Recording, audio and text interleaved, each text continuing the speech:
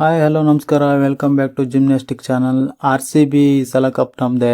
R C B unbox event ನಡೆದಾಯ್ತು. 22 ಜನಕ್ಕೆ 22 ಜನನು ಆರ್ ಸಿ ಬಿ ಹೋಮ್ ಗ್ರೌಂಡ್ಗೆ ಬಂದು ಇಳಿದಿದ್ದಾಯ್ತು.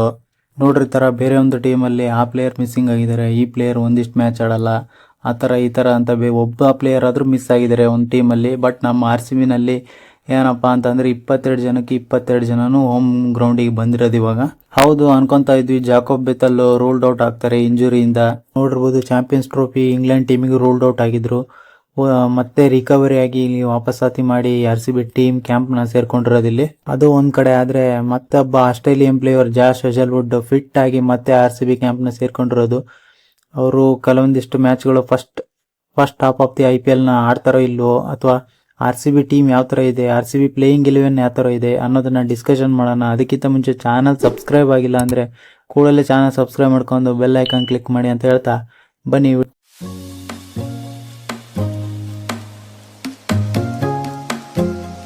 ಫುಲ್ ಜೋಶಲ್ಲಿ R C B unbox event ನ ಮುಗಿಸಾಯ್ತು. ಫ್ಯಾನ್ಸ್ ಅಂತೂ ಮ್ಯಾಚ್ ಗಿಂತ ಇಲ್ಲಿ ಆರ್ ಸಿ ಬಿ ಅನ್ಬಾಕ್ಸ್ ಇವೆಂಟಿಗೆ ಮುಗ್ಗಿರಿಗಿ ಬಂದಿದ್ದು. ಅಪ್ಪ ಏನ್ ಕ್ರೇಜ್ ಗುರು, ಯಾವ್ದೊಂದು ಫ್ರಾಂಚೈಸಿಗೂ ಇಂತ ಒಂದು ಕ್ರೇಜ್ ಸಿಗಲ್ಲ, ಅದು ನಮ್ಮ ಆರ್ ಸಿ ಬಿ ಟೀಮ್ಗೆ ಇರೋದಿಲ್ಲಿ. ಫ್ಯಾನ್ಸ್ ಅಂತೂ ಫುಲ್ ಜೋಶಲ್ಲವ್ರೆ. 18 ವರ್ಷದಿಂದ ಕಪ್ ಗೆಲ್ಲಕ್ಕಾಗಿಲ್ಲ, ಈ ವರ್ಷ 18ನೇ ವರ್ಷದಲ್ಲಿ ಆರ್ ಸಿ ಬಿ ವನವಾಸ ಮುಗಿಸಿ ಈ ಬಾರಿ ಪಕ್ಕ ಕಪ್ ಗೆಲ್ಲುತ್ತೆ ಅಂತ ಜೋಶಲ್ಲಿದ್ದಾರೆ. ಆದ್ರೆ ಆರ್ ಸಿ ಬಿ ಟೀಮ್ ಕೂಡ ಇನ್ನೂ ಅತಿ ಹೆಚ್ಚು ಜೋಶಲ್ಲಿದೆ ಅಂತ ಹೇಳ್ಬೋದು. ಯಾಕಂದ್ರೆ ನ್ಯೂ ಕ್ಯಾಪ್ಟನ್ ಒಂದಿಗೆ ಬರ್ತಾ ಇರೋದಿಲ್ಲಿ R C B team.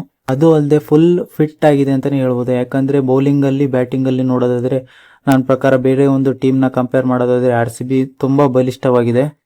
In fact CSK ಟೀಮ್ಗೆ ಕಂಪೇರ್ ಮಾಡ್ತಾ ಹೋದ್ರೆ ಆರ್ ಸಿ ಬಿ ಒಂದ್ ಲೆವೆಲ್ ಜಾಸ್ತಿನೇ ಇದೆ ಅಂತ ಹೇಳ್ಬೋದು. ನನ್ನ ಪ್ರಕಾರ ನೋಡೋದಾದ್ರೆ R C B team full complete balance ಆಗಿದೆ ಅಂತಾನು ನೋಡ್ಬೋದು. ಬಟ್ ಇಲ್ಲಿ ಒಂದೇ ಒಂದು ಕೊರತೆ ಕಾಣ್ತಿರೋದು, ಜಾಶ್ ಹೇಜಲ್ವುಡ್ ಸ್ವಲ್ಪ ಅನ್ಫಿಟ್ ಕಾಣಿಸ್ತಿದ್ದಾರೆ. ನನ್ನ ಪ್ರಕಾರ ಆರ್ ಸಿ ಬಿ 2-3 ಮ್ಯಾಚಸ್ ನ ಇವರು ಆಡಲ್ಲ ಅನ್ಕೊಂತೀನಿ, ಅದೊಂದು ಕೊರತೆ ಕಾಣ್ತಿದೆ. ಮತ್ತು ಅದು ಅಲ್ಲದೆ ಜಾಕೋಬ್ ಬೆತಲ್ ರಿಕವರಿ ಮೂಡಲ್ಲಿದ್ದಾರೆ, ಇನ್ನೂ ಫಿಟ್ ಆಗ್ಬೇಕಿದೆ. ನನ್ನ ಪ್ರಕಾರ ನೋಡೋದಾದ್ರೆ ಜಾಶ್ ಹೇಜಲ್ವುಡ್ ಬದಲು ಇಲ್ಲಿ ರಸಿಕ್ ದಾರ್ನ ಪ್ಲೇಯಿಂಗ್ 11 ಅಲ್ಲಿ ಇಳಿಸಬಹುದು ಅಂತ ಅನ್ಕೊಂತೀನಿ ಆರ್ ಸಿ ಬಿ. ಇದೊಂದಿಷ್ಟು ಕೊರತೆ ಬಿಟ್ರೆ ನಮ್ಮ R C B full fit full balanced ಆಗಿ ಕಾಣ್ತಿದೆ. ಯಾವುದೇ ಒಂದು ಟೀಮ್ ಬರ್ಲಿ ನುಕ್ಕೊಂಡು ಹೋಗ್ತಾ ಇರೋದೇ ಅಷ್ಟೇ. ಅದು ಅಲ್ಲದೆ ನಮ್ಮ ಭುವಿ ಅಣ್ಣ ಸಖತ್ ಫಾರ್ಮ್ ನಲ್ಲಿದ್ದಾರೆ. ಆರ್ ಸಿ ಬಿ ಕ್ಯಾಂಪ್ ನಲ್ಲಿ ಮೊದಲನೇ ಬಾಲ್ ಹಾಕಿದ್ನು ನೋಡಿದೀವಿ ನಾವು, ಸೋಷಿಯಲ್ ಮೀಡಿಯಾದಲ್ಲಿ ಸಖತ್ ವೈರಲ್ ಆಗ್ತಿದೆ. ಆರ್ ಸಿ ಬಿ ಕ್ಯಾಂಪ್ ನಲ್ಲಿ ಇನ್ನೂ ಹೆಚ್ಚು ಹೆಸರು ಮಾಡ್ತಿದ್ದಾರೆ ಭುವನೇಶ್ವರ್ ಕುಮಾರ್ ಅವರು. ನೋಡೋಣ ಯಾವ ರೀತಿ ಪರ್ಫಾರ್ಮೆನ್ಸ್ ಬರುತ್ತೆ IPL ನಲ್ಲಿ, ಯಾವ ರೀತಿ ಆಟ ಆಡ್ತಾರೆ ಅಂತ. ಇವಾಗ ನೋಡೋದಾದ್ರೆ ಟಾಟಾ IPL ನಲ್ಲಿ ಪ್ಲೇಯಿಂಗ್ 11 ನೋಡೋದಾದ್ರೆ ನಮ್ಮ ಆರ್ ಸಿ ಬಿ ತಂಡದ್ದು ಪ್ಲೇಯಿಂಗ್ 11 ವಿತ್ ಇವರು ಫಿಟ್ ಇದಾರ ಅಥವಾ ಫಾರ್ಮ್ ನಲ್ಲಿ ಇದಾರ ಅನ್ನೋದನ್ನು ಮಾತಾಡೋಣ.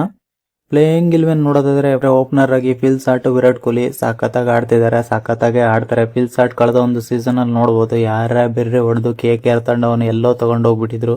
ನಮ್ ವಿರಾಟ್ ಕೊಹ್ಲಿ ಅವ್ರ ಬಗ್ಗೆ ಹೇಳ್ಬೇಕಾ, ಚಾಂಪಿಯನ್ಸ್ ಟ್ರೋಫಿಯಲ್ಲಿ ನೋಡಿರ್ತೀರಾ ಸಖತ್ ಫಾರ್ಮ್ ನಲ್ಲೇ ಇದ್ರು. T20 ಫಾರ್ಮೆಟಿಗೆ ಅಂತ ಒಂದು ಯಾವುದೇ ಒಂದು ಆಡಿರ್ಲಿಲ್ಲ T20 ಫಾರ್ಮೆಟ್ ಕೊಹ್ಲಿ ಅವರು. ಬಟ್ ಚಾಂಪಿಯನ್ಸ್ ಟ್ರೋಫಿ ಫಾರ್ಮ್ ನಲ್ಲಿರೋ ನೋಡಿದ್ರೆ T20 ಸಖತ್ತಾಗಿ ಆಡ್ತಾರೆ, ಯಾರ ಬೇರೆ ಹೊಡಿತಾರೆ ಅಂತಾನೆ ಹೇಳ್ಬೋದು. ಇಲ್ಲಿ ಓಪನರ್ ಅಲ್ಲಿ ನೋಡೋದಾದ್ರೆ ಫಿಲ್ ಸಾಟ್ ಸಖತ್ ಲೋ ಕಾನ್ಫಿಡೆನ್ಸ್ ಇದಾರೆ ಅಂತ ಅನಿಸುತ್ತೆ ನನಗೆ. ಯಾಕಂದ್ರೆ ಕಳೆದ ಒಂದು T20 ಅಥವಾ ವರ್ಲ್ಡ್ ಕಪ್ ಅಲ್ಲಿ ಅಂತ ಒಂದು ಪರ್ಫಾರ್ಮೆನ್ಸ್ ಬಂದಿಲ್ಲ, ಕನ್ಸಿಸ್ಟೆಂಟ್ ಆಗಿರ್ಲಿಲ್ಲ, ಫಾರ್ಮ್ ನಲ್ಲಿಲ್ಲ. ಅದಕ್ಕೋಸ್ಕರ ಸ್ವಲ್ಪ ಫಾರ್ಮಿಂಗ್ ಬರಬೇಕಾಗುತ್ತೆ ಫಿಲ್ ಸಾಟ್. ಒನ್ ಡೌನ್ ಬ್ಯಾಟ್ಸ್ಮನ್ ಆಗಿ ನೋಡೋದಾದ್ರೆ ನಮ್ಮ ರಜತ್ ಪಟಿದಾರ್ ಸಖತ್ ಫಾರ್ಮ್ ನಲ್ಲಿದ್ದಾರೆ ಅಂತಾನೆ ಹೇಳ್ಬೋದು. ರೀಸೆಂಟ್ ಆಗಿ ಯಾವುದೇ ಒಂದು T20 ಮ್ಯಾಚ್ನು ಆಡಿಲ್ಲ, ಬಟ್ ಆಡಿರುವಂತ ಎಲ್ಲಾ ಪಂದ್ಯದಲ್ಲೂ ಸಖತ್ತಾಗಿ ಫಾರ್ಮ್ ನ ತೋರಿಸಿದ್ದಾರೆ, ಸಖತ್ತಾಗಿ ರನ್ ಸ್ಕೋರ್ ಮಾಡಿದ್ದಾರೆ ಅಂತಾನೆ ಹೇಳ್ಬೋದು. ಕಳೆದಿಂದ ನೋಡಿರ್ಬೋದು ಸೈಯದ್ ಮುಸ್ತಕ್ ಅಲಿ ಮತ್ತೆ ವಿಜಯ್ ಹಜಾರೆ ಟ್ರೋಫಿಲಿ ಸಖತ್ತಾಗಿ ಫಾರ್ಮ್ ನಾಗ ಆಡಿದ್ರು, ಕ್ಯಾಪ್ಟನ್ಸಿ ಕೂಡ ನಿಭಾಯಿಸಿ ಒಳ್ಳೆ ಸ್ಕೋರ್ ನ ಕಲೆ ಹಾಕಿದ್ರು ಫೈನಲ್ ಸಹ. ಬಟ್ ಫೈನಲ್ ಅಲ್ಲಿ ಮ್ಯಾಚ್ ಸೋತಿದ್ರು ಕ್ಯಾಪ್ಟನ್ಶಿಪ್ ಅಲ್ಲಿ. ರಜತ್ ಪಟಿದಾರ್ ಅವರು ಸಖತ್ ಫಾರ್ಮ್ ನಲ್ಲಿ ಇರೋದ್ರಿಂದ ಸಖತ್ತಾಗಿ ಆಡ್ತಾರೆ IPL ಅಲ್ಲಿ ಅಂತ ಅನ್ಕೊಂಡಿದ್ದೀನಿ.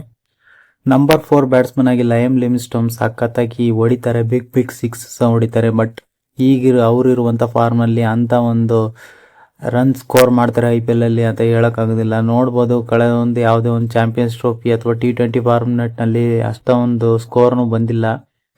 ಈ IPL ನಲ್ಲಿ ಮೊನ್ನೆ ನೋಡಿರ್ಬೋದು ಅನ್ಬಾಕ್ಸ್ ಇವೆಂಟ್ ಅಲ್ಲಿ ಬಿಗ್ ಸಿಕ್ಸಸ್ ಎಲ್ಲ ಹೊಡೆದ್ಬಿಟ್ರು, 6 ಬಾಲಿಗೆ 5 ಸಿಕ್ಸ್ ಎಲ್ಲ ಹೊಡೆದ್ಬಿಟ್ರು. ನೋಡೋಣ IPL ಅಲ್ಲಿ ಯಾವ ರೀತಿ ಆಟ ಆಡ್ಬೋದು ಅಂತ. 5 ಮತ್ತೆ 6 ಅಲ್ಲಿ ಆಡೋದು ಜಿತೇಶ್ ಶರ್ಮಾ ಮತ್ತು ಟಿಮ್ ಡೇವಿಡ್ ನೋಡಿರ್ಬೋದು, ಬಿಗ್ ಹಿಟ್ಟರ್, ಸಖತ್ತಾಗಿ 6 ಹೊಡಿತಾರೆ. ಮುಂಬೈ ಇಂಡಿಯನ್ಸ್ ಅಲ್ಲಿ ಮ್ಯಾಚ್ ಎಲ್ಲ ಗೆಲ್ಸ್ಬಿಟ್ಟಿದ್ದಾರೆ. ಅವ್ರನ್ನ ಆರ್ ಸಿ ಬಿ ತಗೊಂಡಿದ್ದು ಒಂದು ಒಳ್ಳೆ ವಿಷಯನೇ. ಬಟ್ ಇಲ್ಲಿ IPL RCB ತಂಡದಲ್ಲಿ ಯಾವ ರೀತಿ ಆಡ್ಬೋದು ಅಂತ ನಾವು ನೋಡಬೇಕಾಗುತ್ತೆ. ಜಿತೇಶ್ ಶರ್ಮಾ ಒಬ್ಬ ಒಳ್ಳೆ ವಿಕೆಟ್ ಕೀಪರ್ ಬ್ಯಾಟ್ಸ್ಮನ್ನೇ, ಬಟ್ ಈ ಡೊಮೆಸ್ಟಿಕ್ ಕ್ರಿಕೆಟಲ್ಲಿ ನೋಡಿದ್ರೆ ಸಖತ್ತಾಗಿ ಆಡಿದ್ದಾರೆ, ಒಳ್ಳೆ ಒಂದು ಫಾರ್ಮ್ನಲ್ಲೇ ಇದ್ದಾರೆ. IPL ನೋಡ್ಬೋದು, ಕಳೆದೊಂದು ಸೀಸನಲ್ಲಿ ಅಂತ ಒಂದು ರನ್ ಸ್ಕೋರ್ ಮಾಡಲಿಲ್ಲ. ನೋಡೋಣ ಈ ಸೀಸನಲ್ಲಿ ಯಾವ ರೀತಿ ಆಟ ಆಡ್ಬೋದು ಅಂತಂದು. ನಂಬರ್ 5 ಮತ್ತು 6 ಅಲ್ಲಿ ಜಿತೇಶ್ ಶರ್ಮಾ ಮತ್ತು ಟಿಮ್ ಡೇವಿಡ್ ಪಕ್ಕ ಹೇಳುತ್ತಾರೆ ಅಂತಲೇ ಹೇಳ್ಬೋದು.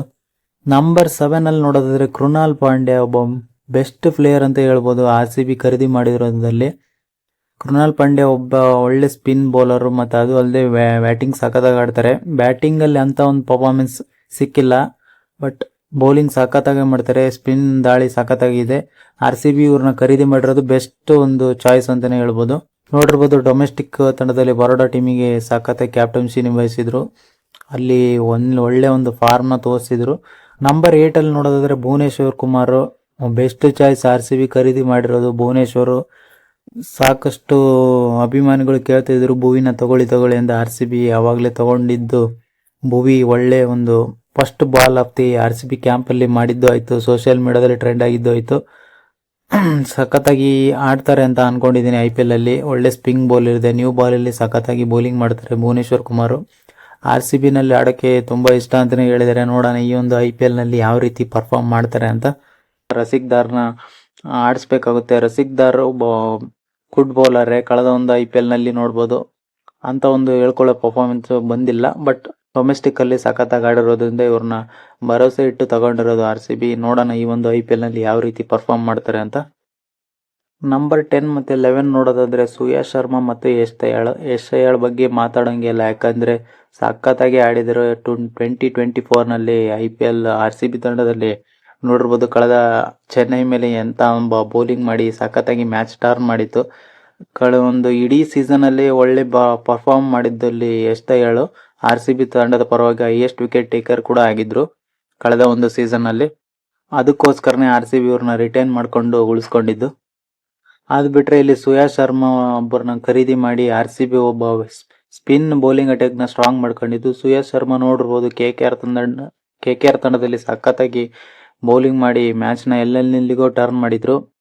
ಅಂತ ಏನು ಹೆವಿ ಟರ್ನ್ ಸೋಲೋ ಅಂತ ಮ್ಯಾಚ್ನಾಗೆಲ್ಲ ಆ ಥರ ಏನು ಮಾಡಿಲ್ಲ, ಬಟ್ ಒಂದು ಒಳ್ಳೆ ರೇಂಜಿಗೆ ಪರ್ಫಾರ್ಮೆನ್ಸ್ ಮಾಡಿದ್ದಾರೆ KKR ತಂಡದಲ್ಲಿ. ಅದಕ್ಕೋಸ್ಕರನೇ ಒಬ್ಬ ಸ್ಪಿನ್ ದಾಳಿಗೆ ಇಲ್ಲಿ ಸುಯಾಶ್ ಶರ್ಮಾ ಅವ್ರನ್ನ ಖರೀದಿ ಮಾಡಿದ್ದು RCB ತಂಡ. ಇದಿಷ್ಟು ಆಗಿತ್ತು ಪ್ಲೇಯಿಂಗ್ 11 RCBದು. ನಿಮಗೆ ಯಾವುದು ಪ್ಲೇಯಿಂಗ್ 11 ಬೆಸ್ಟ್ ಅನಿಸುತ್ತೆ ಅದನ್ನು ಕಮೆಂಟ್ ಬಾಕ್ಸಲ್ಲಿ ತಿಳಿಸಿ ಅಂತ ಹೇಳ್ತಾ, ಥ್ಯಾಂಕ್ಸ್ ಫಾರ್ ವಾಚಿಂಗ್.